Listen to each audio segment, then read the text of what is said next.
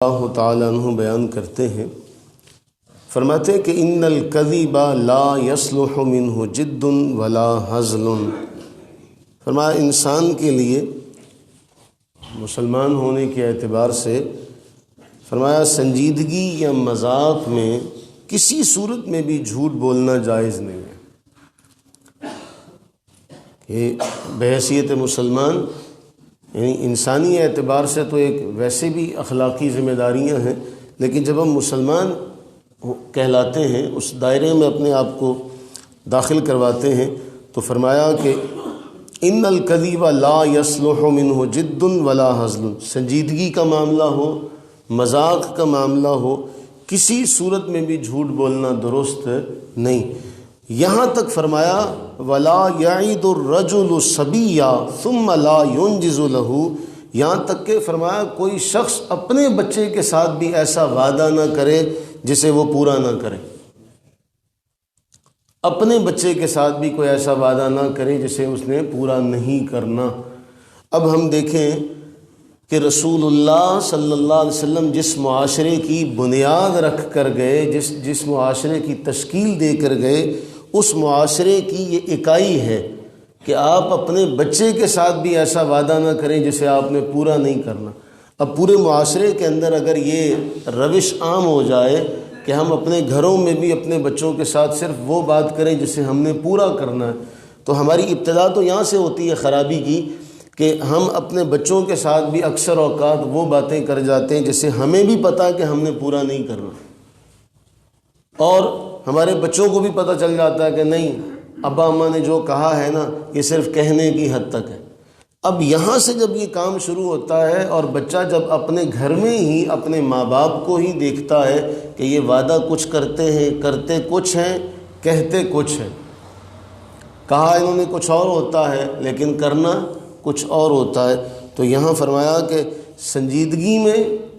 مذاق میں کسی صورت میں بھی جھوٹ بولنا درست نہیں، یہاں تک کہ اپنے بچے کے ساتھ بھی ایسا کرنا درست نہیں۔ اب ہم اس کے مطابق اپنے آپ کو دیکھیں، یہ پیمانہ ہے نا، معیار ہے، ہم اس کے اوپر اپنے آپ کو پرکھیں کہ ہم اپنے ابتدا جہاں سے ہماری ہو رہی ہے، جہاں سے آغاز ہو رہا ہے، ہم وہاں کیسے۔ میرے ابا جی اکثر فرمایا کرتے ہیں کہ بچے کے ساتھ آپ یہ برتاؤ رکھیں، اگر آپ نے کہہ دیا نا نہیں تو اس کا مطلب ہے نہیں۔ ہم نے بچے کو کہا نہیں، اس نے رونا شروع کر دیا، ہم نے کہا چلو ٹھیک ہے جی کر لو، اس کے بعد بچے کو ہماری یہ کمزوری پتہ چل جاتی ہے اور وہ ہر بار رونا شروع کر دیتا ہے، اسے پتہ ہوتا ہے میں نے رونا ہے، انہوں نے کہنا ٹھیک ہے۔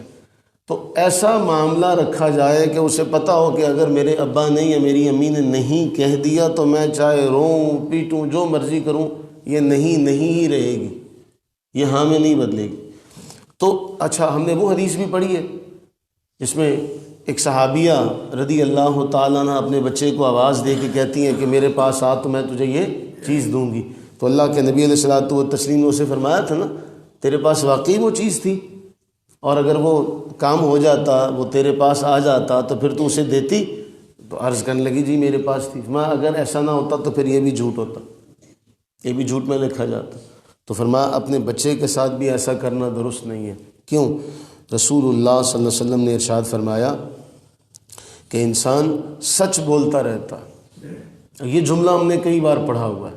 فرمایا انسان سچ بولتا رہتا ہے، سچ بولتے بولتے ایک وقت ایسا آتا ہے کہ اللہ کے ہاں اسے صدیق لکھ دیا جاتا ہے،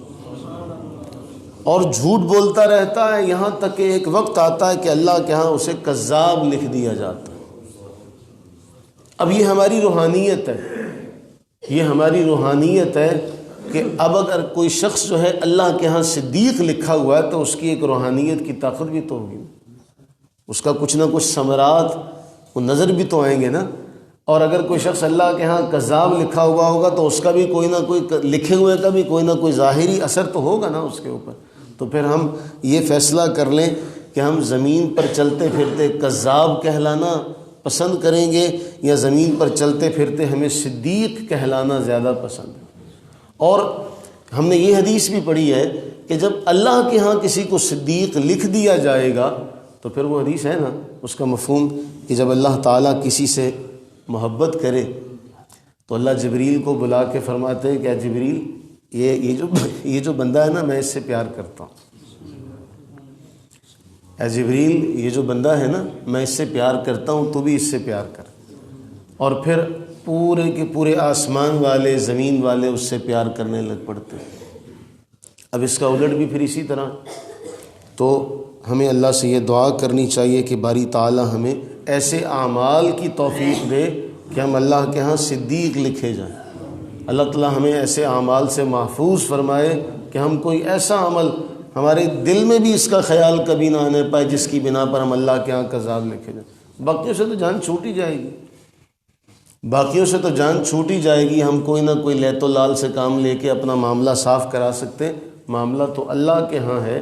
کہ ہم لوگوں کو رکھیں یا پھر اللہ کا معاملہ دیکھیں کہ اللہ کے ہاں ہمیں کیا لکھا جائے گا۔ اور پھر یہ جب عادت بن جاتی ہے تو پھر یہ عادت بڑھتے بڑھتے ایسی چلی جاتی ہے کہ پھر کسی شخص کو یہ محسوس ہی نہیں ہوتا کہ میں نے جھوٹ کہا ہے، میں نے جھوٹ کہا ہے۔ اب وہ پھر عادت کا ایک رویہ ایسا بن جاتا ہے کہ انسان کو پھر محسوس نہیں ہوتا۔ اللہ سے دعا کریں کہ باری تعالی ہمیں ایسا بننے کی توفیق عطا فرما دے جیسا رسول اللہ علیہ الصلوۃ والتسلیم نے تعلیم ارشاد فرمائی ہے۔ آمین ثم آمین۔